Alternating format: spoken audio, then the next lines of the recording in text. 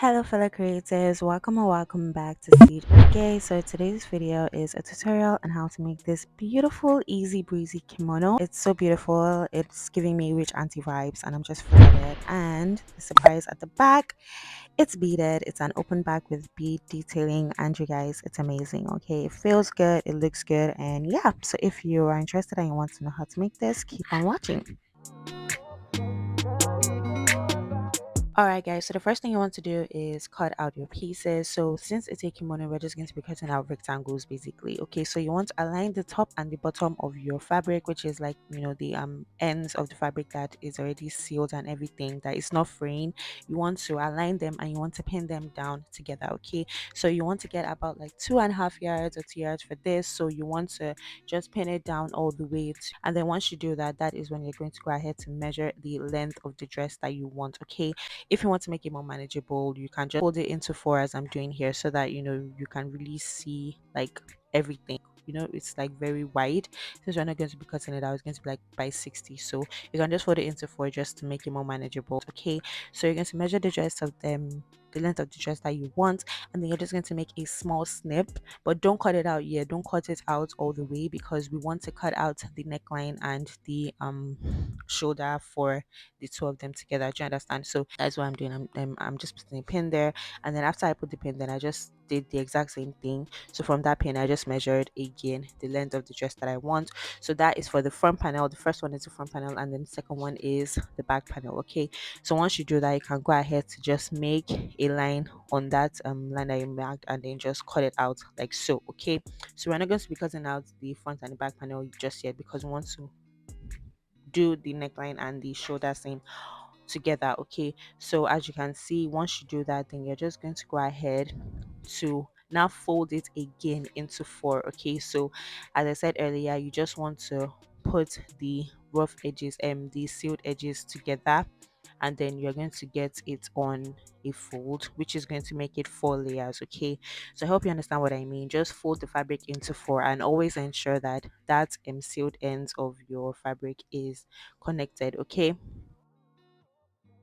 Okay guys, so as you can see, this is what you should have. So you should have a folded edge at the top, and then you should also have a folded edge at the sides. Okay, so 4 layers, and then there's going to be folds on the front and on the top and at the side. Okay, so once you do that, you want to turn it over like that so that you'll be able to like focus on just the folded edge. As you can see, so you want to have 2 layers that are folded like so. Okay, so it's on that line that we're going to be cutting out our neckline. So you just want to like pin it down at the side so that that part doesn't move because we're going to be cutting it out. Okay, so for this kimono, since it's like a free kimono, we're not going to be doing the regular neckline that we do with a curve. We're just going to be cutting it out on a straight line.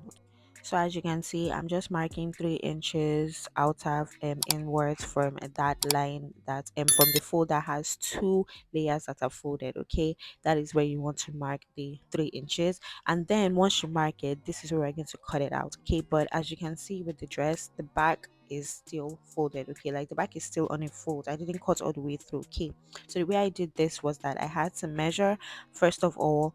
I had to first of all pin it down. Okay, so what I want to do is I want to pin it down on the lines that you've created, on the 3 inch lines that you've created. Okay, because this is like silk fabric, so it was just moving around. So if you're working with silk fabric, which I suggest that you do, always ensure that want to do first of all is that you want to mark from the top that has the folded edge. You want to mark the length of the like where you want the back opening to stop. So as you can see, I went ahead with 16 inches. I would suggest that you make it maybe like 14 inches, 13 inches if you want to wear it as a dress, because the lower it is, the more it's going to show your bum and everything. So I won't be able to wear it as a dress as I originally intended. So if you want to wear it as a dress, then make it like 14 or 13 inches. So as you can see, from that 14 or 13 inches, you want to go up about 2 inches. Okay, so from that mark that you marked for the ending of the open back, you want to mark 2 inches above that, and then once you do, you want to cut just the top panel. Okay, cut only the top panel, do not cut the back panel at this point. And once you cut it to that second mark that you made, you want to open it up and then make your marking at that particular edge there like so. And then once you do that, you're now going to connect that connect the 14 inches, which is where the open back stops. You want to connect it with the new mark that you've created. I hope you understand what I mean. Just look at what I do, and you can make it like slow motion just so that you understand exactly what I'm doing. So as you can see, I'm just making that arc, that arc there, like so. Okay, so once you do that, then that means that you've gotten the arc for the open back, and then you can now go ahead to cut all the way. Okay, so as you can see, the first thing you want to do is first of all cut the arc that you've created, like so. Just cut it out, and then you can now start cutting out the two panels together. I really hope this makes sense. I hope you understand what I mean. Just take your time while you do this, because it can be quite confusing, but you know it's like gonna work out in the end. Okay, so as you can see, now that I already cut out the arc, then I just went ahead to cut out the top part. Okay, so at the end of the day, this is what you should have. So the back panel should have this arc, and then it should be on a fold, while the front panel should be completely cut off. Okay, so now that we're done with that, we're going to work on the shoulder. Okay, so for the shoulder, I didn't do much. All I just did was mark 1 inch at the total edge of the fabric, and then I just went ahead to just connect it all the way to the center front of the fabric, and that's basically it, just so that it has that curve. Yeah, so that's just what I did, and then I just went ahead to cut it out like so. And then for the final thing is just to make the side seams. Okay, so for the arm opening, I went ahead with 7.5 inches, and once you mark that at that part there, then you just want to make a small curve. It doesn't have to be something that is that serious, just a small curve, like all the way to the hem of the dress, and then you just want to cut it out like so, and you are literally done with your piece. So as you can see, once you open it up, this is what the back panel should be looking like. You should have that arc, and then for the front panel, you should have two pieces which are cut in the center front. Okay guys, so now that we cut out all the pieces, it's time to join the pieces and sew them together. Okay, so we're going to be sewing first of all the shoulder seams. Okay, so at this point, when you want to join the shoulder seam of the front panel and the back panel together, you can either just like join it with the right sides together normally, or you can use your French seam. So if you want to use French seam like I am using, you want to join it together with the wrong sides facing each other first of all, and then you want to pin it together just to make sure that the fabric doesn't move around, and then you want to sew all the way on the shoulder seam. So you want to sew for the left side, and then you want to sew for the right side. Okay, so once you do that, you should have something like this. So you can fold it in a way that will make the right sides face each other, and then you want to press it down. You want to press that seam down so that everything lays flat, and then all you're just going to do is that you're just going to make a top stitch on that shoulder seam. Okay, so this is just a way to do a French seam. If you want a detailed tutorial on how to make a French seam and do a French seam, I'm using it a lot because I don't really like how my overlooking stitch works. So if you want that tutorial, just say so and I will do that. Okay, so as you can see, for the side seam, I just wanted to do the exact same thing as I did, and that's just that for that.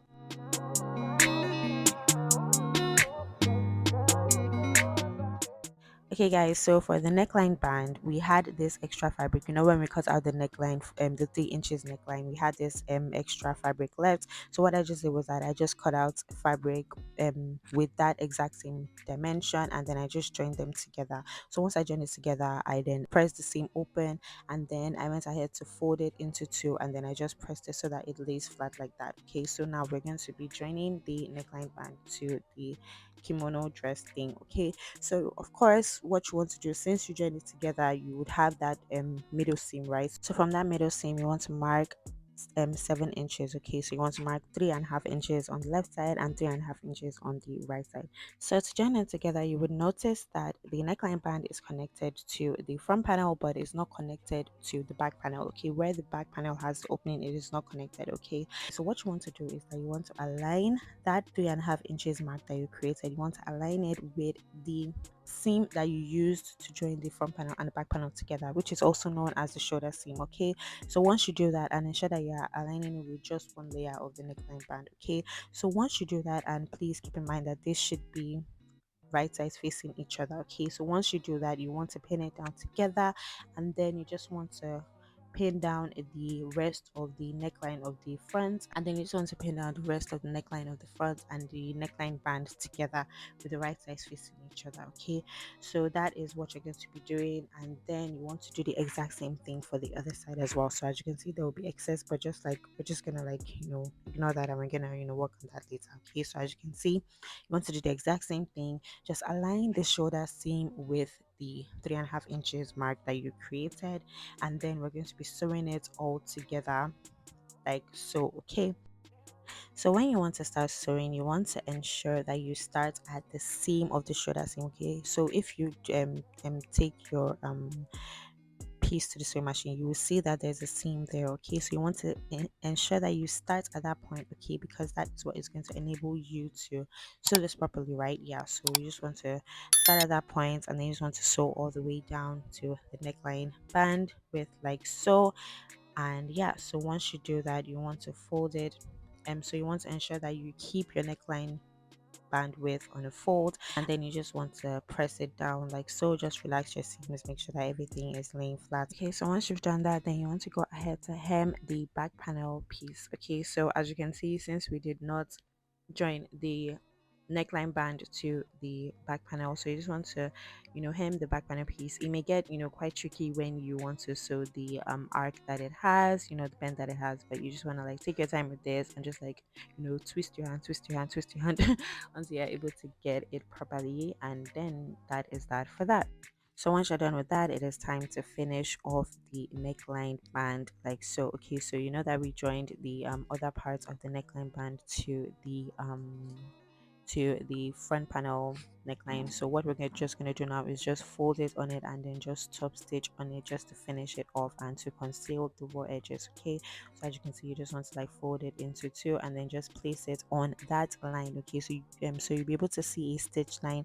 That is what is going to serve as your guide to make sure that you're sewing properly and you're sewing neatly. Okay, so you just want to take your time with this step. It can be quite a lot. It took me a lot of time. I'm not even going to lie. Like, it was so stressful, but I just had to deal with it. And as you can see, you want to ensure that you start at that line. Okay, the same way that we did when we wanted to sew it to the neckline band initially. That is the same way you want to start at that I'm sure that same stitch line like so. Okay, so once you do that, just take your time, align everything, and then just start sewing like so.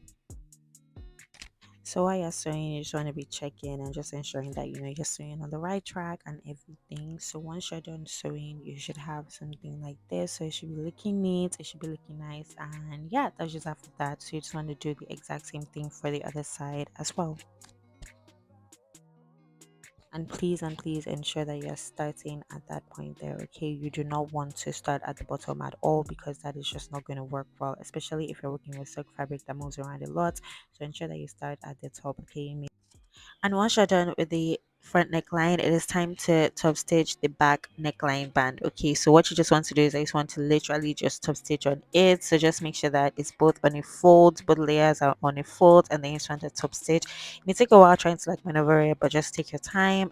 So once you're done with that, to finish off the band at the hem, you just want to go ahead. Okay, and sorry, I forgot to tell you that I hemmed this. I hemmed it when I hemmed the shoulder seam. When I did the shoulder seam and the side seam, I just went ahead to hem the dress. So in order to finish off the hem for the neckline band, you just want to cut it like about like 1 inch below the hemline, and then you just want to place it in. Okay, so you just want to fold it in. This is something that I like to do a lot. I don't know why I like to do it a lot, but yeah, so you just want to fold it in like so, and then you're just going to top stitch on it, and that's basically it. So okay, you can just use like a pin to just secure it in place, and yeah, you just want to like top stitch. Okay, so please start from the folded edge, do not start from that side so that everything doesn't look weird and funky. Okay, so you want to start at the folded edge, and then you just want to sew all the way till you get to the hem of the dress. Okay, until you get to the actual